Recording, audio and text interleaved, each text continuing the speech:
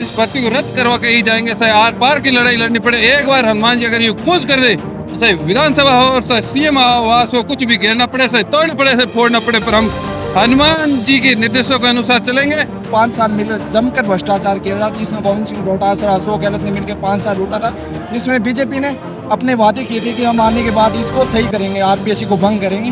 वो गवर्नमेंट सत्ता में आने के बाद अपने वादे से मुकर गई है। चाहे सरकार कांग्रेस की हो चाहे बीजेपी की, जो चंद लोग हैं, ये सभी एक ही सिक्के के दो पहलू हैं। स्वागत है आपका द खपरू पर। मैं हूं आपके साथ मनीष गौड़ और हमारी मौजूदगी इस वक्त है युवा आक्रोश रैली के अंदर। और यहाँ पर हनुमान बेनीवाल ने जिस प्रकार से आह्वान किया था प्रदेश भर के युवाओं को कि आ जाइए और आर पार की लड़ाई लड़िए, तो यहाँ पर दूर दराज से लोग आए हैं, पहुंचे हैं। जो आरपीएससी के पूर्ण रेटिंग की मांग की जा रही थी, एसआई भर्ती 2021 को रद्द करवाने की मांग की जा रही थी, उसको लेकर यहाँ पर हनुमान बेनीवाल का साथ देने पहुंचे हैं। तो यहाँ पे इनसे बातचीत करते थे, वो जानते हैं कहाँ से आए हो और क्यों आए हो। क्या नाम है आपका? मूलाराम। मूलाराम जी, कहाँ से आए हो आप? नोका तहसील झाड़ेली गांव। अच्छा, क्यों आए हो? हम ये सही भर्ती है ना, इसको रद्द कराने के लिए आए हैं। और कांग्रेस सरकार ने किया 15-16 बार है ना पेपर लीक करवा दिए थे, एक बार नहीं 15-16 बार। हमारे बच्चे पढ़ते हैं किसान के, वो तो नौकरी लग नहीं पाते हैं। और ये मतलब जो बड़े धन्ना सेठ बैठे हैं मंत्री बने हुए, उसके रिश्तेदार और उससे पैसा वसूली कर करा के ये लगते हैं। कौन कौन से मंत्री, कौन से रिश्तेदार? मंत्री सभी है, कई हमारे समाज से है, कई दूसरे से है। अच्छा, आपका कौन से समाज से हो आप? हम जाट जाति से। अच्छा, जाट समाज से हो। तो ये नोखा से आए हैं जो बीकानेर के पास में है, और यहाँ पर और मौजूद है। आप कहाँ से आए हो? तारानगढ़ चूरू। क्या नाम है आपका? दीप गोदारा। अच्छा, क्यों आए हो आप? वहीं एसआई भर्ती और ऐसा ही भर्ती है, 2 आरपीएससी का आरपीएससी भंग हो, जो अभी पढ़ाई हुई है उसको भंग करें, इसलिए आए हैं।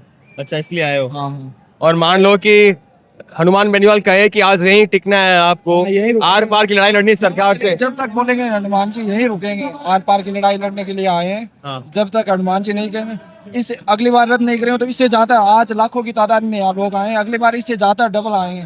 कांग्रेस सरकार ने 5 साल मिल जमकर भ्रष्टाचार किया था, जिसमें गोविंद सिंह डोटासरा, अशोक गहलोत ने मिलकर 5 साल लूटा था, जिसमें बीजेपी ने अपने वादे किए थे कि हम आने के बाद इसको सही करेंगे, आरपीएससी को भंग करेंगे।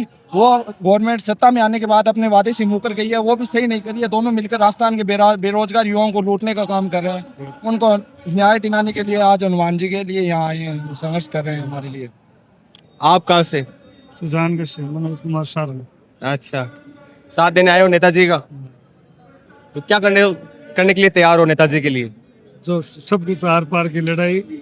और मैं यही कहना चाहता हूँ कि प्रदेश में जो अभी चल रहा है, चाहे सरकार कांग्रेस की हो चाहे बीजेपी की, जो चंद लोग हैं, ये सभी एक ही सिक्के के दो पहलू हैं।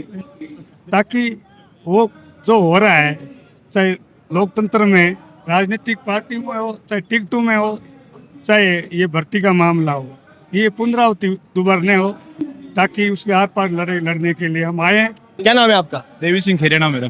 अच्छा, कहाँ से आए हो आप? मैं विदा से चूरू से आया हूँ। चूरू से आए हो? जैसे चूरू में क्या माहौल है हनुमान बेनीवाल का? हनुमान का माहौल बहुत ही शानदार, पहले तार बहुत ही, उससे आज भी बहुत उससे बढ़ गया माहौल है। प्रत्येक जवान के खून में हनुमान का, आज की हनुमान के नाम की बहुत ही शानदार लहर है। लहर है। अच्छा, इतनी धूप में युवा पहुंचे राजस्थान के कोने कोने से, आपको लग रहा है कि सरकार झुक जाएगी? कल एक फैसला भी होना है, कोर्ट के सामने सरकार जाएगी। सरकार को झुकना पड़ेगा, अगर नहीं झुकेगी तो सारे युवा जो आज आए सारे यही रोड पे रहेंगे जयपुर में। जब तक नहीं झुकेगी सरकार, तब तक रोड में यही बसेंगे रहेंगे। आप लोग यहीं रुक जाओगे? बिल्कुल हम यहीं रुकेंगे। हम पूरा सामान लेके आए हैं घर से। क्या क्या सामान लेके आए हो? खाने पीने का 10 दिन का साथ लेके आए हैं। कि टिकना पड़े, लड़ना पड़े तो कुछ भी करना पड़े हम तैयार हैं। गोली खाने के लिए तैयार हम, नेताजी के लिए आर पार के मूड में पूरे। आर पार के मूड में। बिल्कुल आर पार के मूड में। तो जो हनुमान बेनीवाल है वो आर पार की लड़ाई लड़ने में विश्वास रखते हैं और उग्र आंदोलन करने में विश्वास रखते हैं, धरना देने में, लड़ने में, मुद्दे उठाने में। तो उनके जो समर्थक है वो भी कुछ उनकी जो राय है उससे मेल खाती है उनकी राय। क्या नाम है आपका? नमस्कार, आपका स्वागत है इस महारैली में आप पधारे। मेरा नाम रत्नाराम है, मैं बाड़मेर जिले से आया हूँ।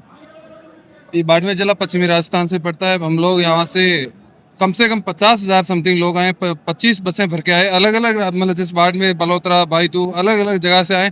सब लोगों ने एक ही बात वहां से हम निकले हैं, तभी कमेटी हमारी वहां से जिला कमेटी है वो तय करके निकली है कि हमारे आदरणीय हनुमान जी हमें जब तक निर्देश नहीं करते हैं, जब तक भर्ती का फाइनल परिणाम ये नहीं आता है कि ये भर्ती रद्द हो गई है, तब तक हम पूरा सिस्टम यहीं का यहीं रहेंगे और इस भर्ती को रद्द करवा के ही जाएंगे। चाहे आर पार की लड़ाई लड़नी पड़े, एक बार हनुमान जी अगर यूं कूच कर दे तो चाहे विधानसभा हो, चाहे सीएम आवास हो, कुछ भी घेरना पड़े, चाहे तोड़ना पड़े, चाहे फोड़ना पड़े, पर हम हनुमान जी के निर्देशों के अनुसार चलेंगे।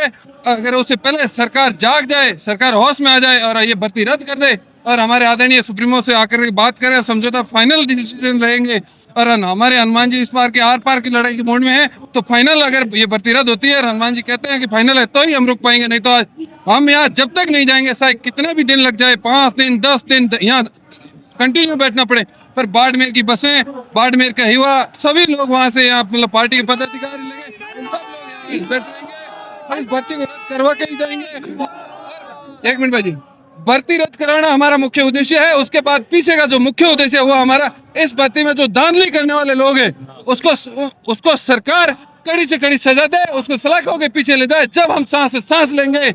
नहीं तो हम हनुमान जी के आदेश हो गया और हमें पता चला कि वो इस धांधली में करने वाले हैं, तो हम उनको सुन सुन के देखेंगे, क्योंकि हमें युवा, बेचारा किसान, गरीब परिवार से यहाँ जितने लोग हैं आज। आप आक्रोशित नजर आ रहे हो, थोड़ा सा गर्मी में ऐसे सांस लीजिए। ये जानना चाहूंगा, बाड़मेर से आप आए हो, बेनीवाल ये कहते हैं कि मेरी पीठ में खंजर घोंप के चला गया वो नेता। मैं अलायंस की बात कर रहा था, 2 सीटें मांग रहा था बाड़मेर नागौर की, और कांग्रेस वाले चुरा के ले गए मेरे। तो एक नाराजगी है उमेदराम बेनीवाल को लेकर, वो भी आरएलपी के पुराने नेता रहे हैं। आपकी बात राइट है, उमेदराम जी बेनीवाल चले गए, वो उपस्थिति सब तय करती है। हम उमेदराम जी के व्यक्तिगत मतलब जानते हैं, हनुमान जी हम सिर्फ बोतल के मतलब कार्यकर्ता हैं, जहाँ बोतल का सिने होते हैं वहाँ वोट देते हैं, हम कैंडिडेट को वहाँ बाद में देखते हैं, हम बोतल का पहले परिचित हैं। हाँ, उमेश जी गए हैं, वो हमें सब लोगों युवाओं को खेद है, पर वो परिस्थिति तय हुई है उसलिए गए हैं। वो मतलब वो अंतरात्मा से हमारे साथ ही है, बहुत सारी चीज़ों से हमारे मतलब हमारे साथ वो मतलब बात साथ में रहते हैं। कभी भी आरएलपी के प्रति वो मतलब बातचीत के मतलब भंग विवाद में नहीं आते, वो समर्थन में ही रहते हैं। पर वो पार्टी के वो अभी मतलब एमपी बन गए, उनके बैनर बंद गए पार्टी से, थोड़ा सा पार्टी से बन गए, तो वो खुलकर नहीं आ सकते, बाकी अंदरी भावना से हमारे साथ ही है। अच्छा, अभी भी वो अंदर खाने मन से आरएलपी के मतलब मैं वो डायरेक्ट नहीं कह सकता, पर हम जो कार्यकर्ता हैं आरएलपी के, जो पुराने समय से आज तक ये जो मतलब ये इसी मैदान से ही हमने बोतल का स्नेह किया था, उससे पहले भी हनुमान जी से लेकर के उससे तब से लेकर के आज तक उमेश जी का जो हमारा कार्यकर्ताओं का जो समूह है और हमारे आपसी जो मुलाकात है उसका वो भाईचारा वो आज भी उसी तरह है, एक दूसरे की हेल्प करते आते हैं। पिछले भी चुनाव में आरएलपी की पूरे कार्यकर्ताओं ने उमेश जी को ही वोट दिया, तब जाके उमेश जी जीते थे। उमेश जी के दिल में हनुमान जी के प्रति और आरएलपी के प्रति है कि भाई आरएलपी के कार्यकर्ता मेरे साथ है, तब मैं एमपी का चुनाव जीता हूँ। तो ये बाड़मेर से आए थे, कोई नोखा से आया है, कोई चूरू से आया है, कोने से प्रदेश के कोने से आए हैं। आप बाड़मेर से आए हो? अच्छा, ये जो आप भीड़ देख रहे हो, ये भीड़ नागौर सांसद हनुमान बेनीवाल के एक आह्वान के बाद यहाँ पहुंची है और यहाँ पूरे डोम में जो जनता है वो अनुशासित हो रखी है और यहाँ पर बैठी हुई है। आप देख सकते हो किस प्रकार से यहाँ पर नागौर सांसद हनुमान बेनीवाल भाषण दे रहे हैं और यहाँ की जो जनता है सामने बैठी हुई है वो सुन रही है।